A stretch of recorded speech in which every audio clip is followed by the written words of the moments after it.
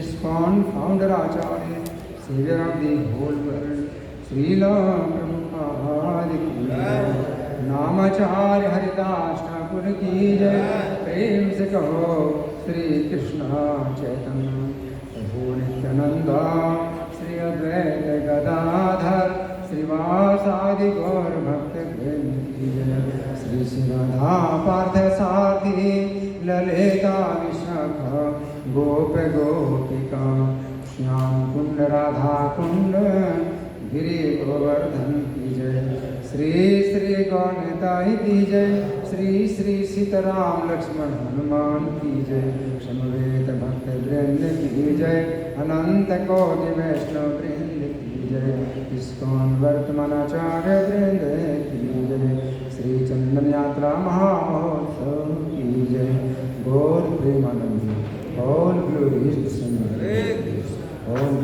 ग्लोहीत सिंधुते और ग्लोहीत सिंधुते और ग्लोहीत श्री गुरुदेव। ओम नमो भगवते वासुदेवाय।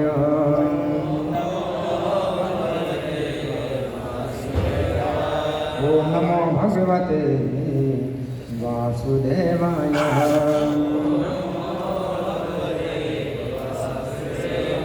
ओम नमो भगवते वासुदेवाय।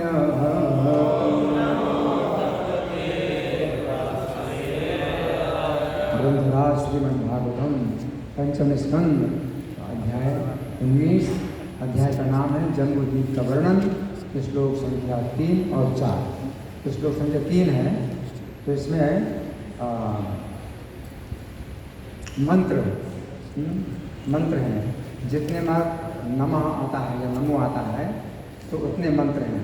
तो पहला मंत्र है ओम नमो भगवते उत्तम श्लोकाय। पहला मंत्र है ओम नमो भगवते उत्तम श्लोकाय।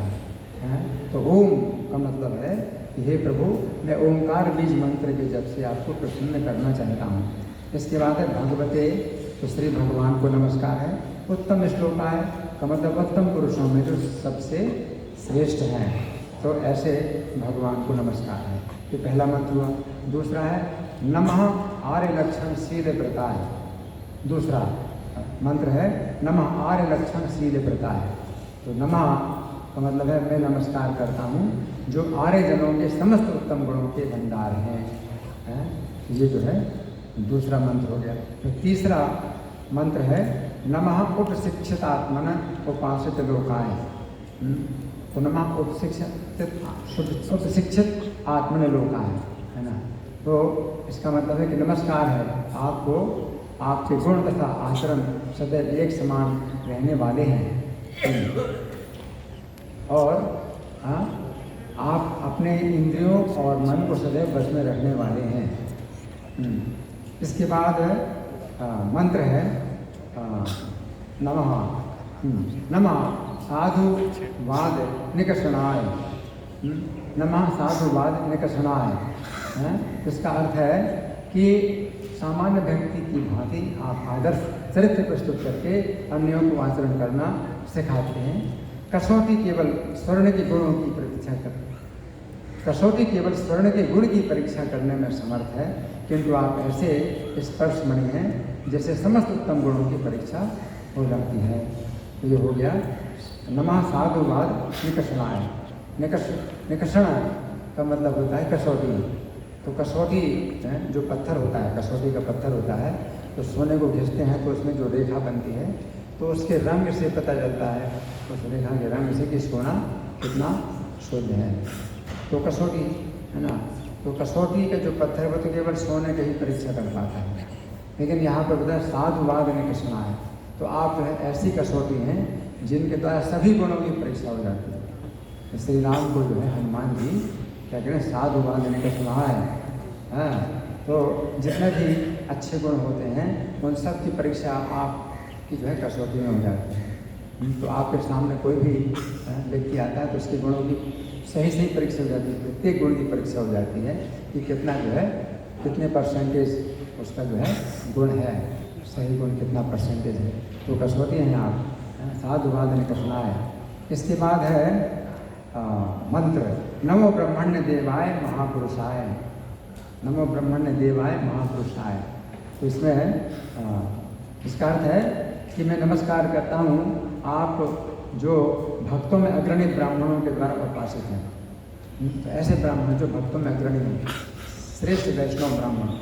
ब्राह्मणों के भी अलग अलग स्तर होते हैं। तो वैष्णव ब्राह्मण सबसे ऊंचा स्तर, ब्राह्मण का ऊंचा स्तर वैष्णव ब्राह्मण। तो वैष्णव ब्राह्मणों के द्वारा जो आप उपासित हैं तो आपको मैं नमस्कार करता हूँ। आप महापुरुष हैं। फिर महाराजाय नमः, ये मंत्र है महाराजाय नमः। आप महाराज हैं, मैं आपको सादर नमस्कार करता हूँ। तो ये श्लोक संख्या 3 हो गया। अब श्लोक संख्या 4 हम गाएंगे मेरे किसी गुणे। यत्तन्विशुद्धानुभवमात्रमेकं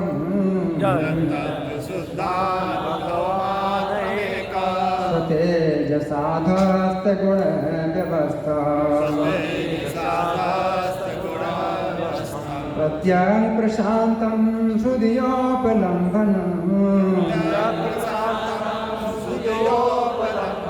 यनामरूपं निरहं प्रपद्ये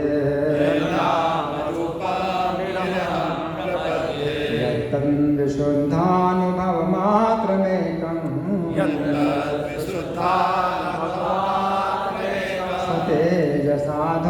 सतेजसाधस्तगुणव्यवस्था प्रत्यं प्रशान्तं सुधियोपलम्बनम्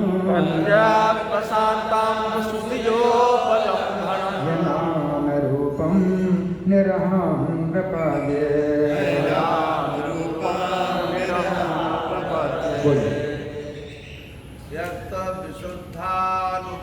विशुद्धानुभवमात्रमेकम्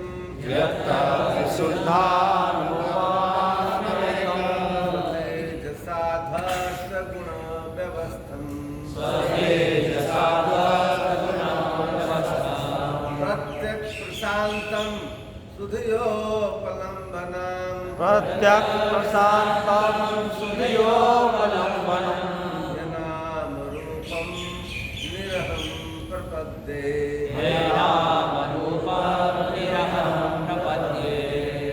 महाराज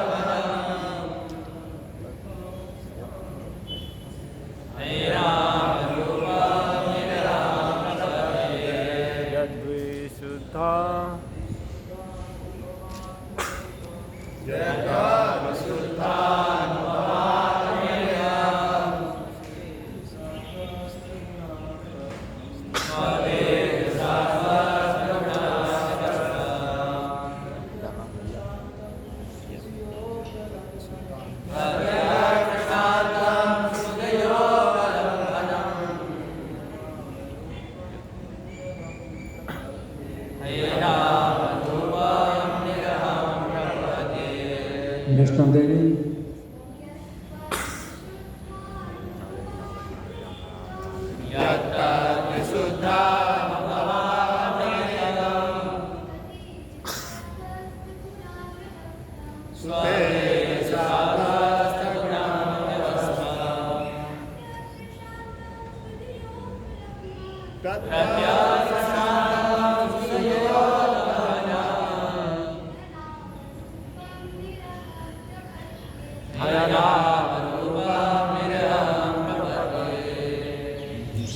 बोलिए यत जो तत् उस परम सत्य को विशुद्ध भौतिक प्रकृति के स्पर्श से दूर अनुभव मात्र सच्चिदानंद दिव्य देह एकमात्र स्वतेजसा अपने तेज से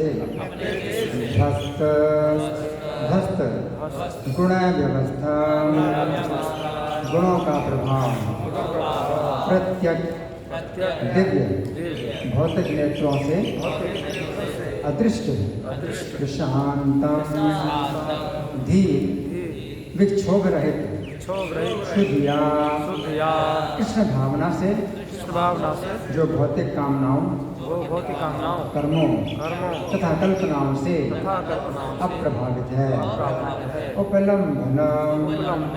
उपलब्ध किया जा सकने वाला ही निस्संदेह अनाम रूपम नाम तथा रूप रहित निरहम अहंकार रहित प्रपद्ये मैं नमस्कार करता हूँ। तो इसका अनुवाद मेरे पीछे बोले, भगवान को जिनका विशुद्ध रूप सच्चिदानंद विग्रह भौतिक गुणों के द्वारा दूषित नहीं है, विशुद्ध चेतना के द्वारा देखा जा सकता है। वेदांत में उसे अद्वितीय कहा गया है। अपने तेजवश भौतिक प्रकृति के कलमश से अछूता है और भौतिक दृष्टि से परे है, अप्रभावित है। अतः वह दिव्य है, ना तो वह कोई कर्म करता है, ना उसका कोई भौतिक रूप अथवा नाम है।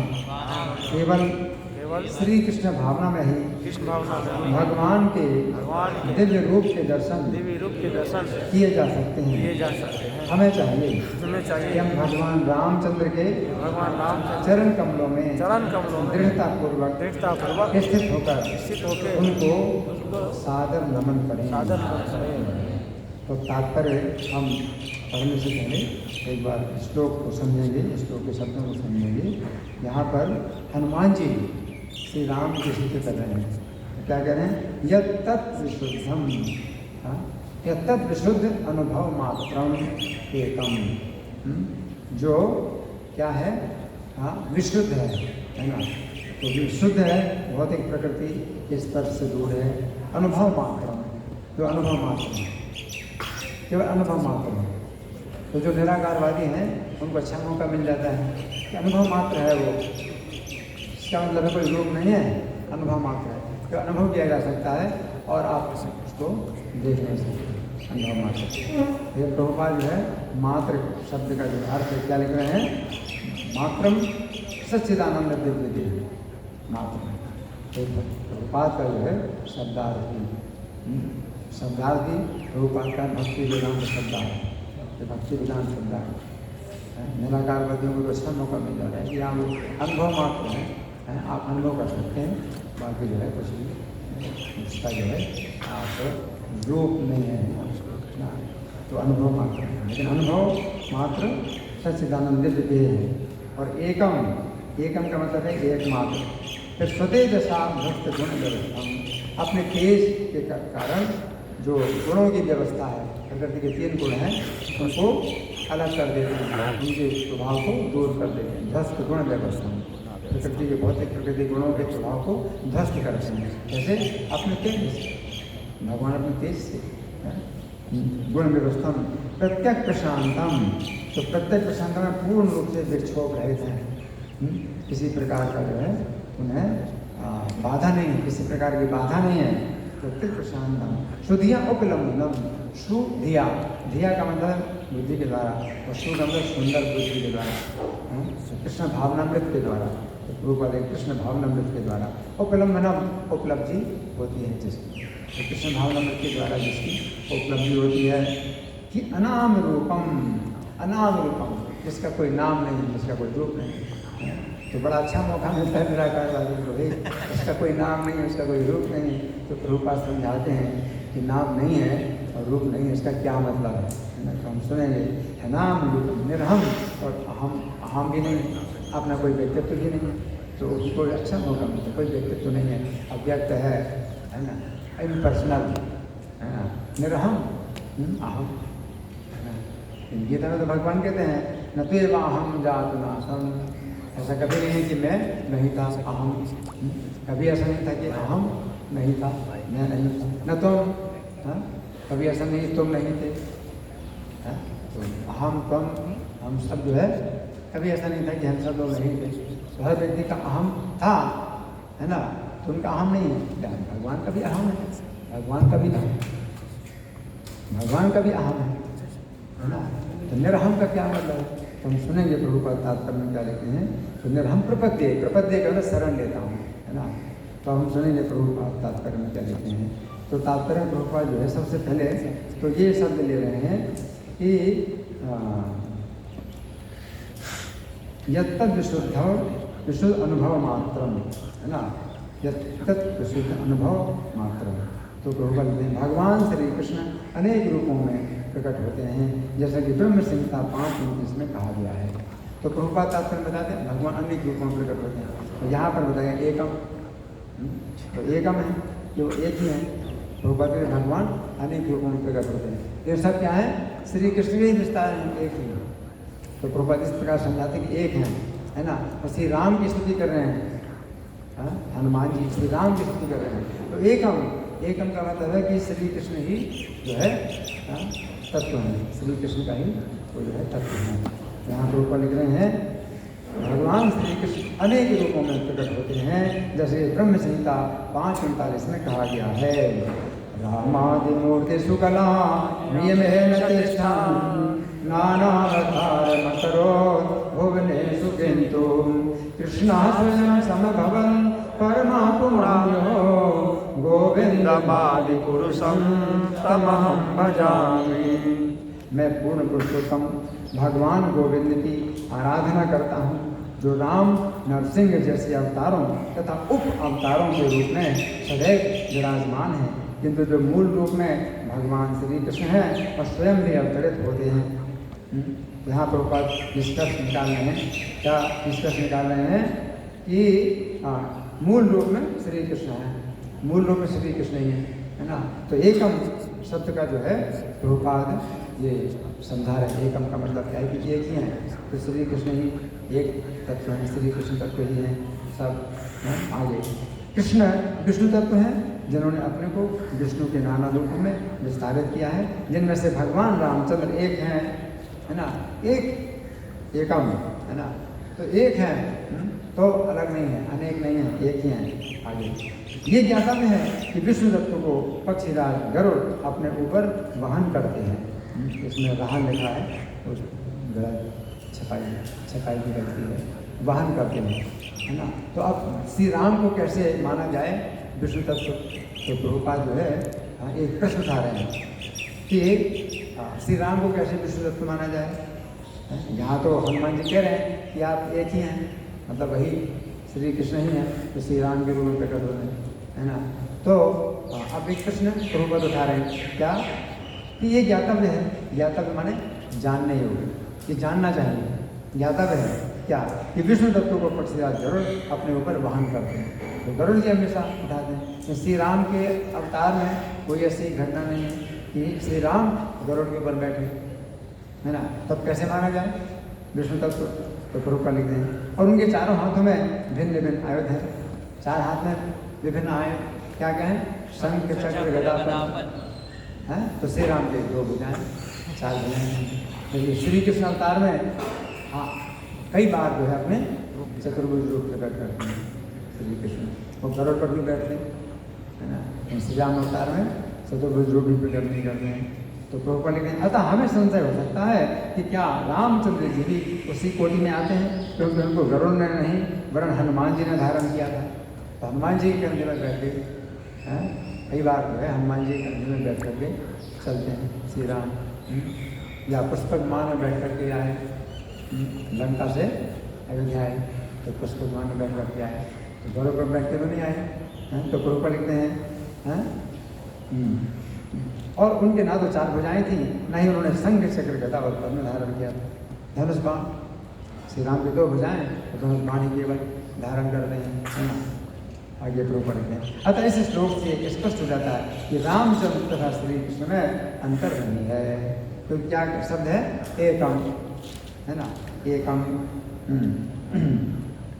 फिर प्रभुपाद लिखते हैं रामादि मूर्ति शुक्ला नियमेन तिष्ठन्, जो श्लोक उद्धृत किया था। यद्यपि श्री कृष्ण मूल श्री भगवान है, किंतु रामचंद्र जी उनसे भिन्न नहीं है ना। तो एकम, है ना। और अब जो इसमें श्लोक में है सुतेजसा ध्वस्त गुण व्यवस्था में, अपने तेज से गुणों के प्रभाव को ध्वस्त करते हैं। यहाँ पर ऊपर लिखते हैं भौतिक गुणों से प्रभावित रहने के कारण भगवान रामचंद्र जी प्रशांत हैं। तो सतेजसा ध्वस्त गुण व्यवस्थम प्रत्येक प्रशांतम, तो इससे प्रत्येक प्रशांतम का भी संबंध मिल रहा है कि सुतेजसा ध्वस्त गुण व्यवस्थम प्रत्येक प्रशांतम, तो गुणों के प्रभाव को ध्वस्त कर देते हैं, इसलिए क्या है? प्रत्येक प्रशांत है। तो प्रशांत माने अच्छी प्रकार से स्थिर, अच्छी प्रकार से वे निर्भय हैं। तो प्रत्येक प्रशांतम, तो कितनी व्याख्या प्रभुपाद ने की। अब प्रत्येक प्रशांत की फिर व्याख्या कर रहे हैं प्रभुपाद आगे। तो क्या है प्रत्येक प्रशांतम, इसको समझा रहे हैं प्रभुपाद। जब तक श्री भगवान के प्रति अगाध प्रेम नहीं होता तब तक भगवान रामचंद्र की दिव्यता का महत्व समझ में नहीं आता, उन्हें भौतिक चक्षुओं से नहीं देखा जा सकता। क्योंकि रावण जैसे असुरों के दिव्य दृष्टि नहीं होती, अतः वे भगवान रामचंद्र को सामान्य क्षत्रिय राजा मानते हैं। इसलिए रावण ने उनकी नित्य अर्धांगिनी सीता देवी का अपहरण करना चाहा, किंतु रावण सीता देवी को उनके वास्तविक रूप में नहीं ले जा सका। जो ही रावण ने उनका स्पर्श किया, उन्होंने भौतिक रूप को उसे समर्पित कर दिया, किंतु अपने मूल रूप को बनाए रखा जो उसकी बुद्धि के परे था।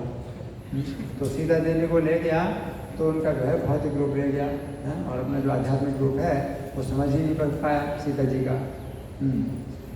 इस आगे प्रभुपाद लिखते हैं, इसलिए इस श्लोक में आकर प्रत्येक प्रशांतम यह सूचित करता है कि भगवान रामचंद्र तथा उनकी तेज स्वरूप अर्धांगिनी सीता देवी भौतिक शक्ति के प्रभाव से अपने को विलग रखते हैं।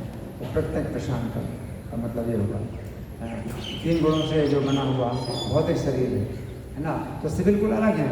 उनका जो शरीर है बिल्कुल अलग है और बिल्कुल प्रशांत है। तो सीता जी को कोई बाधा नहीं, रावण ने अपहरण कर लिया, सीता जी को कोई बाधा नहीं, क्योंकि उनका जो शरीर है वो 3 गुणों से रहित है, पूर्ण आध्यात्मिक है, दिव्य है। श्री राम का शरीर, सीता जी का दर्शन हो गया, अभी सीता जी का दर्शन हुआ। तो यहाँ पर प्रत्येक प्रशांतम की व्याख्या प्रभुपाद ने की है। अब इसके बाद जो श्लोक के शब्द हैं, अनाम रूपम निर्हम, उनका कोई नाम नहीं है, कोई रूप नहीं है और कोई अहम नहीं है, ना तो नाम है ना रूप है और ना व्यक्तित्व है। इसको समझा रहा है प्रभुपाद, है ना। तो उपनिषदों में कहा गया है यम ये वैसे वृणते तेन लभ्या। अच्छा, हाँ क्षमा करना, प्रत्येक प्रशांतम के बाद शुद्धियोपलम्बनम, इसकी व्याख्या कर रहे हैं प्रभुपाद।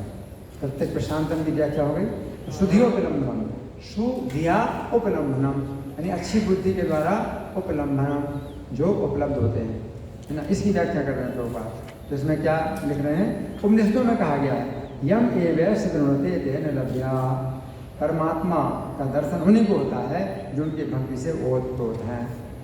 तो शुद्धिया उपलम्बनम, शुद्धिया का मतलब है अच्छी बुद्धि, तो मतलब वो कृष्ण भावना भावित बुद्धि, उसके द्वारा ही उपलब्ध होते हैं। तो यहाँ प्रभुपाद समझा रहे हैं। तो ये जो है उपनिषद का मंत्र है यम एवैस वृणते तेन लभ्या, जिसको वे जो है वर्णन करते हैं तो वही उनको प्राप्त कर पाता है। तो भगवान जिसको पसंद करते हैं तो वही उनको प्राप्त कर पाता है। तो भगवान किसको पसंद करते हैं, जो कृष्ण भावना भावित हो, भक्ति भावित हो, उसको पसंद करते हैं। तो प्रभुपाद कहते हैं कि परमात्मा का दर्शन उन्हीं को होता है जो उनकी भक्ति से ओतप्रोत है। ब्रह्म संहिता 5:38 में कहा गया है प्रेमांजनच्छुरित भक्ति विलोचनेन संता सदैव हृदयेषु विलोकयन्ति यं श्याम सुंदरं चित्तगुणस्वरूपं गोविंदमादि पुरुषं तमहं भजामि। मैं उन आदि पुरुष गोविंद का भजन पूजा करता हूँ जो उन भक्तों द्वारा सदैव देखे जाते हैं जिनकी आंखों में प्रेम रूप व्यंजन लगा होता है। वे भक्त के हृदय के भीतर अपने नित्य श्याम सुंदर रूप में देखे जाते हैं, है ना। तो यहाँ प्रभुपाद जो श्लोक उद्धृत कर रहे हैं उसी बात को समझाने के लिए शुद्धिया उपलम्बनम, कि अच्छी बुद्धि के द्वारा ही उनको उपलब्ध किया जा सकता है। अच्छी बुद्धि के द्वारा यहाँ पर प्रभुपाद कहते हैं जिनके जो है भक्ति के नेत्र हैं उनमें भी प्रेम का इंजन लग गया है। तो भक्ति इसके द्वारा नेत्र विकसित होते हैं, फिर उन नेत्रों में जब प्रेम के धरातल पर कोई आया तो प्रेम का इंजन लग जाता है। तो प्रेम के इंजन से जब नेत्र युक्त हो जाते हैं तो फिर भगवान का दर्शन होता है। तो शुद्धिया उपलम्बनम, इसको प्रभुपाद समझा रहे हैं। आगे प्रभुपाद लिखते हैं इसी प्रकार छांदोग्य उपनिषद में कहा गया है एतास्तिस्रो देवता अनेन जीवेन, यहाँ अनेन शब्द से आत्मा एवं परमात्मा का अंतर बताया गया है। अनेन जीवेन, अनेन जीवेन का मतलब है कि ये जीवात्मा है तो ये परमात्मा से बिल्कुल निकृष्ट है। अनेन जीवन अनेन शब्द से आत्मा परमात्मा के अंदर बताया गया है। तीसरो देवता से सूचित होता है। जीव देह 3 भौतिक तत्वों अग्नि, पृथ्वी तथा जल से बना हुआ है। जो जीव का देह है वो 3 भौतिक तत्वों से बना है। कौन से भौतिक तत्व हैं? अग्नि, पृथ्वी और जल। ऐसे तो 5 भौतिक तत्व हैं, पृथ्वी, जल, अग्नि, वायु, आकाश। तो वायु आकाश को क्यों छोड़ दिया? तो कभी कभी वायु आकाश को छोड़ दिया जाता है कि वायु और आकाश ये दिखाई नहीं पड़ते, पृथ्वी, अग्नि, जल दिखाई पड़ते हैं। तो कभी कभी कहा जाता है कि पृथ्वी, ये शरीर 3 तत्वों से बना है, पृथ्वी, जल, अग्नि, है ना। तो यहाँ पर तीसरो देवता का मतलब है कि जीव का देह 3 भौतिक तत्वों अग्नि, पृथ्वी तथा जल से बना हुआ है। आगे, यद्यपि परमात्मा जीवात्मा के हृदय में प्रवेश करता है, जो भौतिक शरीर कहलाता है, किंतु जीवात्मा के देह से कोई सरोकार नहीं रहता। तो यहाँ बता रहे हैं प्रभुपाद, ये जो परमात्मा है मतलब श्री रामचंद्र तो परमात्मा के रूप में प्रत्येक जीव में है, लेकिन अनाम रूपम है कि जिस देह में जीवात्मा होता है तो उस देह के नाम और रूप के अनुसार अपनी पहचान करता है। तो प्रत्येक जीवात्मा अपने देह का जो नाम है, अपने देह का जो रूप है, उसमें अपनी पहचान करता है ना। लेकिन परमात्मा है उनकी इस तरह से पहचान नहीं होती। किसी भी जीव के देह में है ना, उसका जो भी नाम होता है या रूप होता है, तो परमात्मा की इस तरह पहचान नहीं होती। तो अनाम रूप उनका मतलब ये है कि वो इस प्रत्येक शरीर में वो रहते हैं, लेकिन वो उस नाम को और रूप को वो नहीं अपना बनाते हैं, नाम रूप को अपना नहीं बनाते हैं, है ना। यहाँ प्रभुपाद लिखते हैं कि किंतु जीवात्मा के देह से कोई सरोकार नहीं रहता, इसलिए परमात्मा को अनाम रूपम निरहम कहा गया है। निरहम अहम भी जीवात्मा अपना जो अहम है वो उसमें आरोपित करता है शरीर में अहम, लेकिन परमात्मा का जो है कोई इससे संबंध नहीं है। परमात्मा अपने को अपनी पहचान नहीं करते शरीर के साथ, तो अहम रहित हैं और रूप रहित हैं और नाम रहित हैं।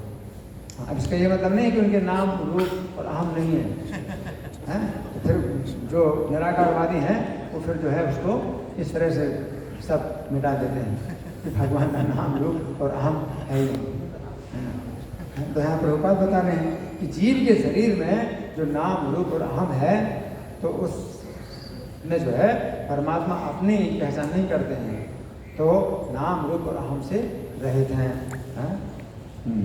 तो प्रभुपाद कहते हैं इसलिए परमात्मा को अनाम रूपम निरहम कहा गया है।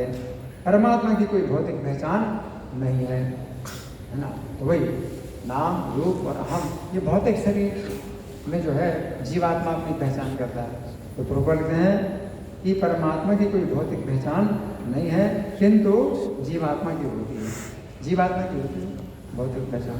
तो प्रत्येक जीवात्मा अपने को जो है शरीर मान करके अपनी पहचान करता है, अपने शरीर में पहचान करता है। तो प्रभुपाद लिखते हैं आगे, जीवात्मा अपना परिचय भारतीय, अमरीकी या जर्मन कहकर दे सकता है। ये परमात्मा नहीं कहेंगे कि मैं भारतीय हूँ, मैं अमरीकी हूँ, मैं जर्मन का हूँ, तो परमात्मा की पहचान नहीं है ना। आगे, किंतु परमात्मा का ऐसा कोई भौतिक नाम नहीं होता, जीवात्मा अपने नाम से भिन्न होता है। तो जीवात्मा का जो नाम है वो आध्यात्मिक जगत में जो नाम है उसका तो वो तो अभी क्या हो गया है, विस्मृत हो चुका है। अपना नाम आध्यात्मिक जगत में, अपना रूप आध्यात्मिक जगत में उसका जो है वो तो विस्मृत हो चुका है। और भौतिक शरीर में जो नाम और रूप है उसमें अपनी पहचान कर रहा है जीवात्मा। यहाँ पर ऊपर लिखते हैं कि जीवात्मा का जो जीवात्मा अपने नाम और रूप से भिन्न है। जीवात्मा जो है ये असली जो पहचान है वो इस भौतिक शरीर की पहचान से अलग है ना। किंतु परमात्मा ऐसा नहीं, उसका नाम वो स्वयं एक है ना। यहाँ अनाम रूप का क्या मतलब है कि उनका नाम और रूप जो है मतलब उनकी आत्मा से अलग नहीं है। उनकी आत्मा, उनके नाम और रूप एक ही तत्व है। उनका रूप जो है वो जो है हाँ, वही है, रूप भी वही है, नाम भी वही है ना। तो किसी भक्त ने प्रभुपाद से कहा कि Krishna is present in his holy name, तो प्रभुपाद ने कहा ना, Krishna is his name, Krishna is his name, Krishna is his holy name, not Krishna is present in his holy name, Krishna is his name. तो कृष्ण का जो शरीर है तो वो वही है, उनका शरीर भी वही है ना। आत्मा में देह देही विभूतोयम नास्ति ईश्वर के चित्त, तो देह देही का जो अंतर है वो ईश्वर में नहीं होता है ना। तो उनका नाम, उनका रूप तो उनसे भिन्न नहीं है, एक ही तत्व है। तो इसलिए कभी कहा जाता है कि उनका नाम रूप नहीं है, तो फिर जो है सब जो है लोग गलत अर्थ निकाल लेते हैं, इसका गलत अर्थ निकाल लेते हैं। तो अगर प्रभुपाद की व्याख्या ना करें, प्रभुपाद की व्याख्या ना पढ़ें, तो हर कोई जो गलत अर्थ निकाले। अनाम रूपम निरहम, अहंकार भी नहीं, तो अहंकार नहीं मतलब व्यक्तित्व ही नहीं, अव्यक्त है, इम्पर्सनल। तो इम्पर्सनलिस्ट जो होते हैं, निर्विशेषवादी, तो उनको मौका मिलता है कि ईश्वर तो निर्विशेष है, उसका तो कोई व्यक्तित्व ही नहीं है ना। तो यहाँ पर ऊपर लिखते हैं कि निरहम का यही तात्पर्य है। इसको तोड़ मरोड़ कर ये अर्थ नहीं निकाला जा सकता है कि परमात्मा अहंकार रहित या स्वरूप विहीन है। यह नहीं, निरहम का ये मतलब नहीं है कि अहंकार नहीं है ना। इसलिए गीता में भगवान ने सबसे पहले यही उपदेश दिया है, सबसे पहले नत्वेवा अहम जातनासम, कि मैं जो अहम मैं हूँ, तो ऐसा कभी नहीं था कि मैं नहीं था, अहम नहीं था, मेरा अहम नहीं था। तुम्हारा जो अहम है वो नहीं था, तुम्हारा भी अहम। ऐसे ना भविष्यामः सर्वे वयम अतः परम, और आगे भी जो है कभी ऐसा नहीं होगा कि मैं नहीं रहूँगा, मेरा अहम नहीं रहेगा, तुम्हारा अहम नहीं रहेगा, इन सब लोगों का अहम नहीं रहेगा, सबका अहम है ना, ये खत्म नहीं होता। निर्विशेषवादी कहते हैं अहम को ही खत्म करना, अहम को ही खत्म करना। तो प्रभुपाद कहते हैं आध्यात्मिक आत्महत्या करना चाहते हैं। एक तो भौतिक आत्महत्या, लोग भौतिक शरीर को नष्ट करना चाहते हैं, अब आध्यात्मिक आत्महत्या, स्पिरिचुअल सुसाइड, अहम को ही नष्ट करना। तो यहाँ प्रभुपाद लिखते हैं कि इसका अर्थ ये नहीं निकाला जा सकता कि परमात्मा अहंकार है या स्वरूप ही है, निरहम का ही अर्थ नहीं। तो इसलिए उनकी भी अपनी पसंद है, वो भी जो है चाहते हैं कि क्या अच्छा है क्या खराब है, उनकी अपनी कोई पसंद है, तो उनकी पसंद को समझो, उसके अनुसार कार्य करो, उनको प्रसन्न करो।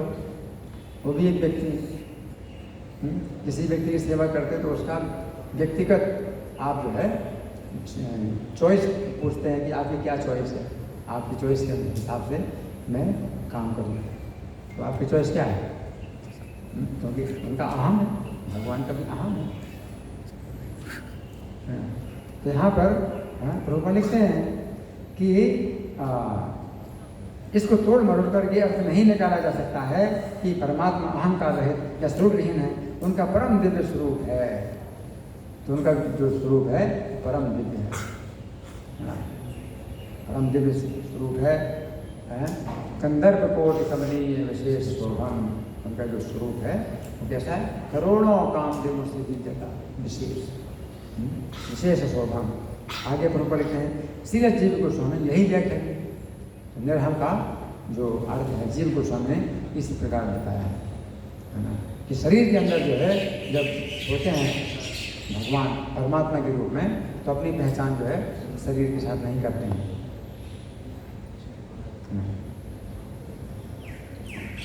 फिर तो बोलते हैं विश्वनाथ चक्रवर्ती ठाकुर ने एक दूसरा विवेचन दिया। विश्वनाथ चक्रवर्ती ठाकुर दूसरे प्रकार से व्याख्या करते हैं, है ना। तो वो क्या है? जिसमें निरहम का अर्थ निर्निश्चयेन अहम है। निर का मतलब निश्चय रूप से, निश्चित रूप से। निर का मतलब नहीं भी है, निशब्द जो है कभी नहीं के अर्थ में भी प्रयोग किया जाता है। निरहम मतलब अहम नहीं, नीर अहम, नीर शब्द का प्रयोग कभी कभी निश्चित रूप से भी किया जाता है, अगर सकारात्मक अर्थ में कि निश्चित रूप से अहम है ना। तो निर्अहम का मतलब है कि निश्चयन अहम है। निर्हम का यह अर्थ नहीं कि भगवान के कोई स्वरूप नहीं, वरन अहम शब्द पर बल होने से यह सिद्ध होता है कि भगवान का अपना स्वरूप है।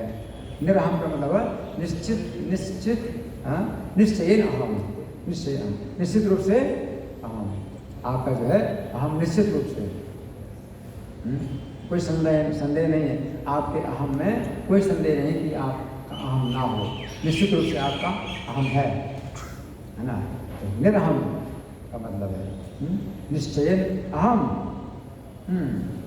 तो प्रभुपाद लिखते हैं वरन अहम शब्द पर बल होने से यह सिद्ध होता है कि भगवान का अपना स्वरूप है, क्योंकि निर का अर्थ केवल नकारात्मक न होकर पुष्टि करने वाला भी होता है, सकारात्मक। नि शब्द जो है दोनों प्रकार से प्रयुक्त होता है। जैसे निर्मल, निर्मल यहाँ नी का मतलब नहीं, मल नहीं है, तो उसको निर्मल हम बोलते हैं। निर्मल इस तरह का भी शब्द होता है। लेकिन नी शब्द का कई बार जो अर्थ होता है वो सकारात्मक भाव से होता है, निश्चित रूप से। इस तरह से भी नी शब्द का प्रयोग होता है। तो यहाँ प्रभुपाद का तात्पर्य समाप्त हुआ। अब इस श्लोक की जो हिंदी पर अनुवाद है उसको मैं पढ़ के सुना रहा हूँ। विशुद्ध बोध स्वरूप प्रभु हैं अद्वितीय आप स्वयं, विशुद्ध बोध स्वरूप प्रभु हैं अद्वितीय आप स्वयं, निज स्वरूप प्रकाश से बने गुणों से अतीत स्वयं, निज स्वरूप प्रकाश से बने गुणों से अतीत स्वयं। शुद्ध बुद्धि के द्वारा ही वे प्रभु आपको जान सकें, शुद्ध बुद्धि के द्वारा ही वे प्रभु आपको जान सकें। हैं आप नितांत अहम शून्य, नाम रूप से परे रहें। हैं आप नितांत अहम शून्य, नाम रूप से परे रहें।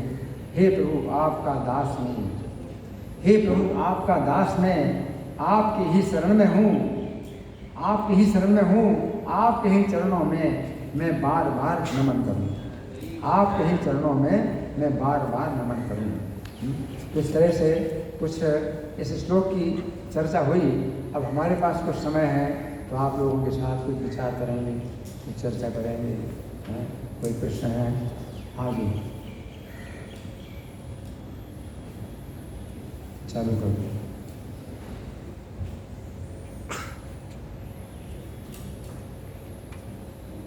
हरे कृष्ण बंधु, मेरा दो क्वेश्चन है। पहला क्वेश्चन है, जब हनुमान जी द्वारका जाते हैं, हनुमान जी जब द्वारका जाते हैं तो भगवान कृष्ण के रूप को देखकर संतुष्ट नहीं होते और उनसे राम के रूप में दर्शन के लिए स्तुति करते हैं और भगवान उन्हें राम के रूप में दर्शन देते हैं। तो इनसे क्या समझे? इससे क्या समझना चाहिए?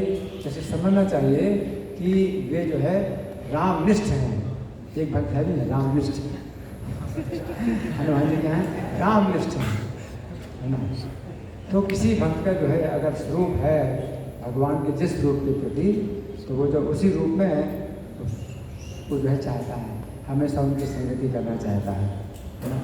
तो हनुमान जी जो है तो कृष्ण ये घटना इस प्रकार की है कि सत्यभामा ने जो है एक बार श्री कृष्ण से ये प्रश्न किया। सत्यभामा को भी गर्व हो गया था कि कृष्ण हमारे साथ ही हमेशा रहते हैं। प्रत्येक रानी को गर्व है कि कृष्ण जो है मेरे साथ रहते हैं और बाकी सब रानियों को जो है उन्होंने त्याग दिया है। तो प्रत्येक रानी को गर्व होता है, तो कृष्ण प्रत्येक रानी का गर्व दूर करते हैं। तो सत्यभामा को भी गर्व होता है। तो सत्यभामा ने एक बार पूछा कि जब आप श्री राम के रूप में लीला कर रहे थे तो आप जो है सीता के विरह में इतने पागल हो गए कि जो है वृक्षों से, पशुओं से, पक्षियों से भी पूछ रहे थे, तो क्या सीता मेरे से ज़्यादा सुंदर थी? इससे कृष्ण कहते हैं कि देखो ये बात तो जो है वो व्यक्ति बताएगा जो उस समय भी था और इस समय भी है। तो कौन था उस समय भी है? हनुमान जी। ठीक है, तो गरुड़ जी से कहते हैं कि हनुमान जी को बुलाओ, और कृष्ण कहते हैं सत्यभामा तुम सीता का रूप धारण कर लो और मैं राम का रूप धारण करता हूँ। तो गरुड़ जी जब गए, हनुमान जी कदली वन में थे, तो गरुड़ जी ने कहा कि आपको द्वारका में श्री कृष्ण बुला रहे हैं। बोले कि श्री कृष्ण? मैं तो नहीं जानता श्री कृष्ण को। तो गरुड़ जी को बड़ा बुरा लगा कि कैसे बोल रहा है कि मैं श्री कृष्ण को नहीं जानता। तो आए द्वारका में गरुड़ जी, प्रभु वो तो कह रहा है कि मैं श्री कृष्ण को नहीं जानता। हाँ, कृष्ण कहते हैं हाँ हाँ ठीक है जी, तुम कहो उनसे कि द्वारका में राम जी बुला रहे हैं। तो प्रभु जी फिर आए, हनुमान जी के पास, द्वारका में आपको राम जी बुला रहे हैं? हाँ, राम जी बुला रहे हैं, ठीक है आ रहे हैं। तो जब हनुमान जी आए तो देखा तो श्री कृष्ण राम के रूप में है, तो बहुत मतलब उनका तेज, उनका जो प्रभाव सब कुछ बढ़िया, बहुत सुंदर। सत्यभामा सीता के रूप में थी। तो हनुमान जी कहते हैं कि प्रभु आपका तो जो है वैसे ही तेज, वैसे ही प्रभाव, सब कुछ जो है वैसे ही है, लेकिन माता के स्थान में किस दासी को बिठा लिया आपने?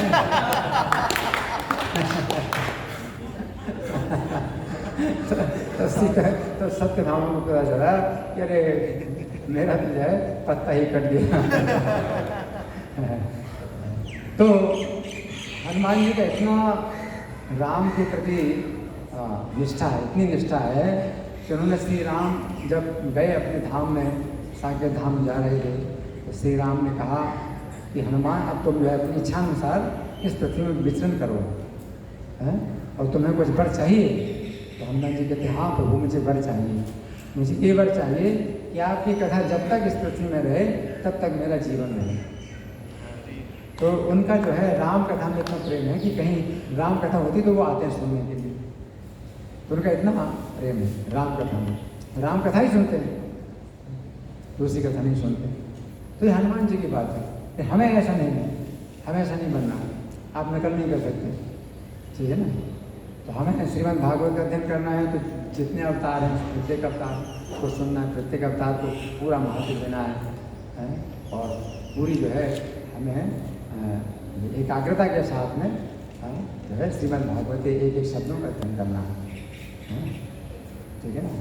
तो वो अपना स्वरूप जो है किसी का अगर वो प्रकट हो जाए तो उस अपने स्वरूप के अनुसार वो कार्य करता है, तो उसमें कुछ दोष नहीं लगता। लेकिन हम अगर इस तरह से करते हैं तो हमें दोष लगता है कि हम कुछ दूसरे कारण बना लेते हैं, अपनी कुछ अपने भौतिक है बुद्धि के द्वारा कुछ अपने और ही कारण बना लेते हैं। हनुमान जी का जो है वो स्वरूप है, उनका कारण क्या है? स्वरूप के ही कारण, अपने स्वरूप के ही कारण वो श्री राम में वो आ सकते हैं, कितने आ सकते हैं, है ना। लेकिन ऐसी बात नहीं है। हनुमान जी जो है जब महाभारत युद्ध में अर्जुन का रथ जो है चलता था तो उनकी ध्वजा में वो विराजमान रहते थे, और श्री कृष्ण साथ में थे, अर्जुन के साथ में। तो हनुमान जी जो है ध्वजा में विराजमान थे, अर्जुन की ध्वजा में। तो ऐसी बात नहीं है कि कृष्ण के प्रति उनका कुछ है मतलब कम प्रेम है, कृष्ण के प्रति कुछ कम प्रेम नहीं है, लेकिन फिर भी उनकी निष्ठा श्री राम में है विशेष, ठीक है। और कोई प्रश्न किसी दूसरा क्वेश्चन है प्रभु जी कि आपने बताया कि राम जी का 2 ही हो जाए, लेकिन जब राग होशंगी पे राम जी पसंद हो गए तो उन्होंने चतुर्भुज रूप में दर्शन दिए। चतुर्भुज रूप में दर्शन दिए श्री राम ने, तो ये जो है दर्शन वो अगर मान लो दिए तो उन्हीं को ये उसी समय के लिए दिए, उस समय के लिए दिए, तो वो जो है उनकी लीला में नहीं है। ये जो घटना है वो उनकी लीला के अंदर नहीं है। लेकिन कृष्ण जो है अपना चतुर्भुज रूप कभी भी प्रकट करते थे। कृष्ण जो है अपना चतुर्भुज रूप किसी भी समय प्रकट कर सकते हैं। उनके हाथ में चक्र जब चाहे तो आ जाता है। 2 भुजाएं भी हैं तो भी चक्र जैसे ही याद करते हैं चक्र उनके हाथ में आ जाता है। तो श्री राम जो है ये नहीं करते। तो श्री राम का विशेष रूप से जो अवतार है ये मनुष्य की लीला करने के लिए था। इसमें एक कारण ये भी है कि रावण ने जो वर मांगा था कि उसकी मृत्यु मनुष्य के सिवा, मनुष्य दानवों के सिवा और किसी से ना हो, है ना। तो भगवान जो है स्वयं जो है मनुष्य इतनी लीला करते हैं कि मतलब यही माना गया कि एक मनुष्य ने रावण को मारा, एक मनुष्य ने रावण को मारा, रावण सब पर विजय प्राप्त कर ली। श्री राम जो है इतने अधिक मनुष्य की मतलब उसमें भावना में रहते हैं, है ना। लेकिन वो मनुष्य नहीं है। जो श्रेष्ठ वैष्णव हैं, आचार्य हैं, वो जानते हैं कि वो मनुष्य की लीला कर रहे हैं और मनुष्य का पूरा जो है वो भाव प्रकट कर रहे हैं, लेकिन वो मनुष्य नहीं है। तो वो अलग बात है। जो समझने वाले हैं वो समझ सकते हैं, लेकिन रावण नहीं समझ सका। रावण ने पूरी तरह से मनुष्य ही माना श्री राम को। तो वो एक कारण ये भी था कि रावण ने वर मांगा था। हिरण्यकशिपु जब था रावण के रूप में, मतलब रावण ही था, पिछले जन्म में हिरण्यकशिपु ने जब वर मांगा था ब्रह्मा जी की सृष्टि में कोई भी उनको ना मार सके, तो भगवान ने फिर ऐसा रूप धारण किया कि सृष्टि में कोई हो ही नहीं सकता। तो फिर नरसिंह भगवान ने ब्रह्मा जी को मना कर दिया, आगे से ऐसा वर नहीं देना। तो अगले जन्म में फिर यही हिरण्यकशिपु जब रावण के रूप में फिर तपस्या करता है, फिर ब्रह्मा जी से वर मांगता है, तो ब्रह्मा जी ने कहा कि नहीं, ये वर नहीं मिलेगा, कुछ छिद्र देना पड़ेगा, तुम्हें कोई ना कोई छिद्र छोड़ना पड़ेगा। तो फिर उसने छिद्र अपना छोड़ दिया। मनुष्य वानरों ने इससे और किसी से न मारा। तो फिर भगवान को जो है पूर्ण रूप से मनुष्य का अभिनय करना पड़ा। इतने मनुष्य के अभिनय में भगवान रहते हैं कि कोई व्यक्ति जो है भ्रमित हो जाएगा, अरे ये तो मनुष्य है। इतने मनुष्य के भाव में जो है वो अपना जो है मतलब प्रकट करते हैं। ठीक है, प्रश्न का उत्तर हो गया। अच्छा, प्रभु, रावण के द्वारा सीता माता का अपहरण करना और सीता माता ने अपना फिर मटेरियल फॉर्म रावण को दिया, मतलब इससे क्या टीचिंग्स मिलती है? इससे यही पता चलता है कि वो पूर्ण रूप से आध्यात्मिक हैं। सीता जी हैं और श्री रामचंद्र हैं, पूर्ण रूप से आध्यात्मिक हैं। उनका जो भौतिक शरीर नहीं है, तो जो आत्मा है, जीवात्मा है, तो आध्यात्मिक जीवात्मा है, तो जीवात्मा आध्यात्मिक है, तो उसको भी क्या कहते हैं, नैनम छिंदन्ति शस्त्राणि, शस्त्र छेदन कर सकते हैं, नैनम दहति पाप का, अग्नि नहीं जला सकता। तो इस जीवात्मा का जो है कोई भी व्यक्ति जो है हृदय में है जीवात्मा, है ना, लेकिन सब प्रकार से शरीर का विश्लेषण करके भी आज के जो वैज्ञानिक लोग हैं आत्मा को नहीं देख पाते हैं, आत्मा का पता नहीं लगा पाते हैं, है ना। तो पूर्ण आध्यात्मिक है। तो सीता जी अगर उनका शरीर में पूर्ण आध्यात्मिक है तो रावण कैसे स्पर्श कर सकता है? लेकिन हाँ, भगवान स्पर्श में आते हैं। ये जो भक्त हैं तो प्रेम के जो है द्वारा भगवान को स्पर्श भी करते हैं, भगवान को देखते भी हैं। तो प्रेम के कारण ही भगवान को जो है अपनी इंद्रियों के द्वारा ग्रहण कर पाते हैं। नहीं तो अपनी इंद्रियों के द्वारा कोई उनको ग्रहण नहीं कर सकता कि हाथों से कोई छू सके उनको, आँखों से देख सके उनको। लेकिन जिसके जो है आँखों में प्रेम का अंजन लगा हुआ है तो वो जो है देख भी सकता है, हाथों से छू भी सकता है भगवान को, गले से लगा सकता है भगवान को, अपनी गोदी में बैठा सकता है भगवान को, भगवान को खिला सकता है, पिला सकता है। तो वो एक अलग बात है। लेकिन जो भक्त नहीं है तो वो नहीं छू सकता उनको, ना उनको देख सकता, उनका जो आध्यात्मिक रूप है वो नहीं देख सकता। तो सीता जी को जो है रावण देख भी नहीं सकता था। तो कई प्रकार से जो है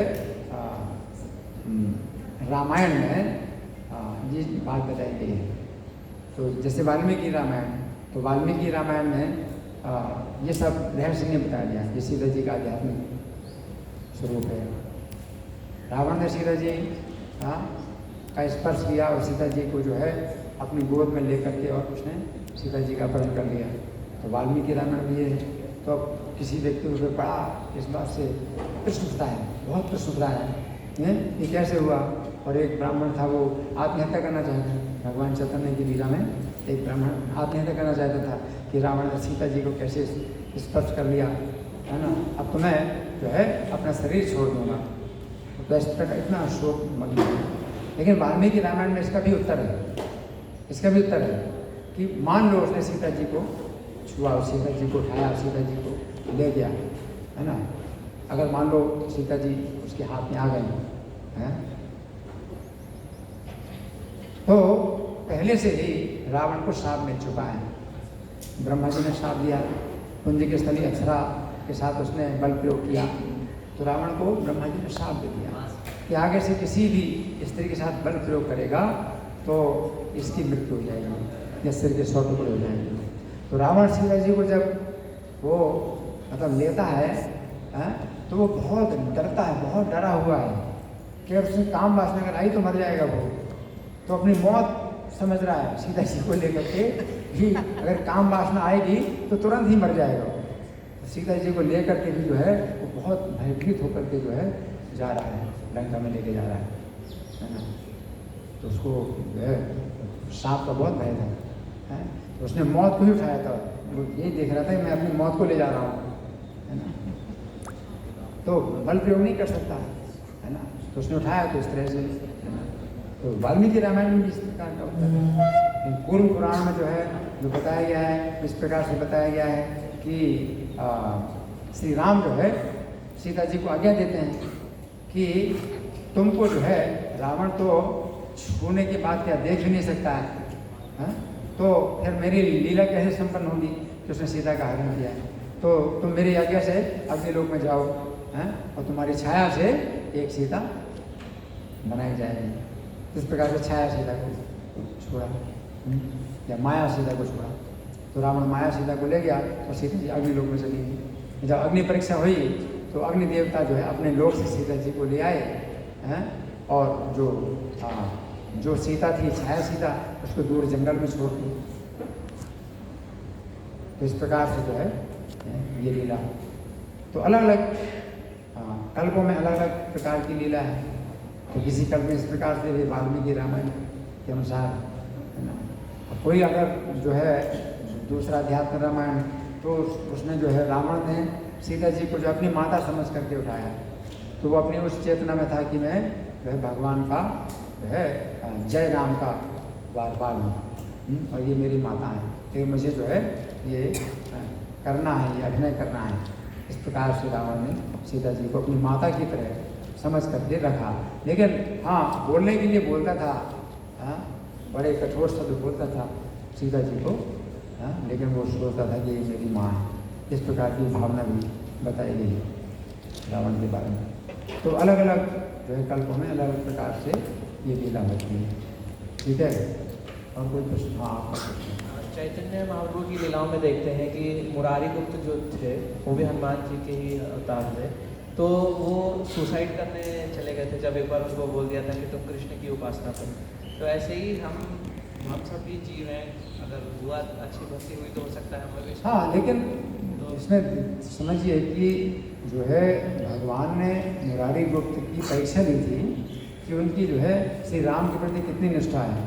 तो श्री चैतन्य ने जब कहा कि श्री कृष्ण का तुम जो है भजन करो, भक्ति करो, है ना, तो उन्होंने आज्ञा सिरोधार्य कर ली। लेकिन अब जब घर में आए और फिर विचार करने लगे, मैं श्री राम का कैसे त्याग कर सकता हूँ, मैं श्री राम का कैसे, तो रात भर रोते रहे। और फिर सवेरे आए चैतन्य महाप्रभु के पास में, बोले आपकी आज्ञा कभी उल्लंघन नहीं कर सकता, आपकी आज्ञा का भी उल्लंघन नहीं कर सकता, लेकिन मैं श्री राम का भी त्याग नहीं कर सकता हूँ। तो अब एक ही मेरे लिए रास्ता है, मैं अपने शरीर का त्याग कर दूँ। तो चैतन्य महाप्रभु प्रसन्न हो गए, बोले नहीं नहीं, मैं तुम्हारी परीक्षा नहीं रहेगा, तुम हनुमान हो, तो तुम्हें जो है तुम्हारा इस प्रकार की जो है जो भावना है वो स्वाभाविक है।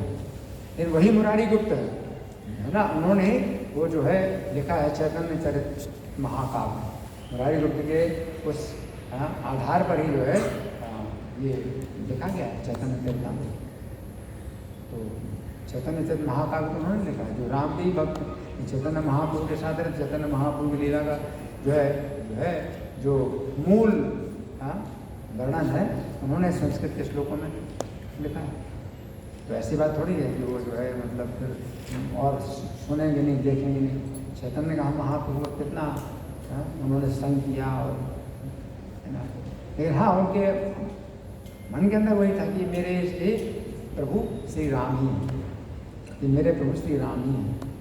उनके मन में यही भाव रहता था, इस चैतन्य रूप में है मेरे प्रभु श्री राम ही हैं, चैतन्य के रूप में, इस प्रकार के भाव। हाँ जी, जो हमारे हृदय में जो भक्ति का जो अंकुर है, वो उसकी जो भक्ति लता है वो किस प्रकार जाएगी कि हमारा स्वरूप उसी तरफ ही ले जाएगी?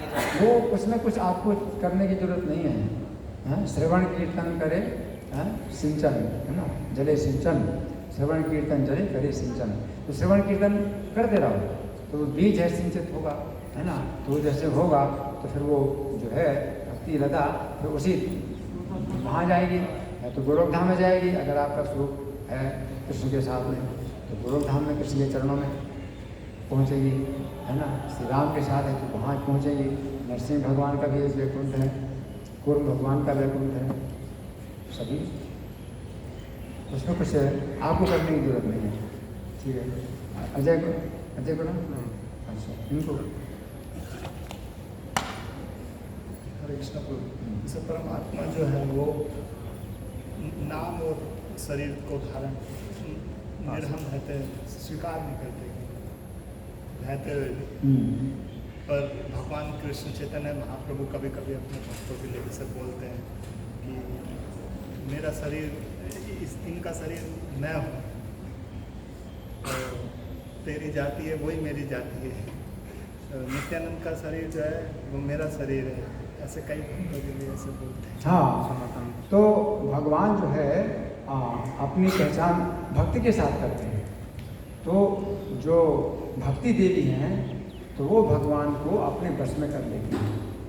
भक्ति देवी जो है भगवान को अपने बस में कर लेती है और भगवान जो है फिर उसी की तरह हो जाते हैं कि मेरे भक्तों की जाति जो है वही मेरी जाति है, ऐसा भगवान अपने को मान लेते हैं। साधवो हृदयमयम साधुनाम हृदयम तो हम नदन्यत्य न जानती ना हम ते भगवान गति। तो नदन्यत्य न मेरे अलावा वो कुछ नहीं जानते हैं साधु, तो ना हम ते भगवान, तो मैं भी उनके अलावा कुछ नहीं जानता, मैं भी उनके अलावा कुछ नहीं जानता। तो भगवान इस प्रकार से भक्ति के अधीन हो जाते हैं, भक्ति के साथ में इतने घुल मिल जाते हैं। तो भक्ति देवी के प्रभाव से भगवान जो है भक्ति के वो अधीन हो जाते हैं। तो वो अलग बात, ठीक है। धन्यवाद। और कोई प्रश्न? गिरधरा श्रीमद् भागवतम की जय, श्रील प्रभुपाद की जय, राधा पाठ सारथी ललिता विशाखा की जय, गौर निताई की जय, सीताराम लक्ष्मण हनुमान की जय।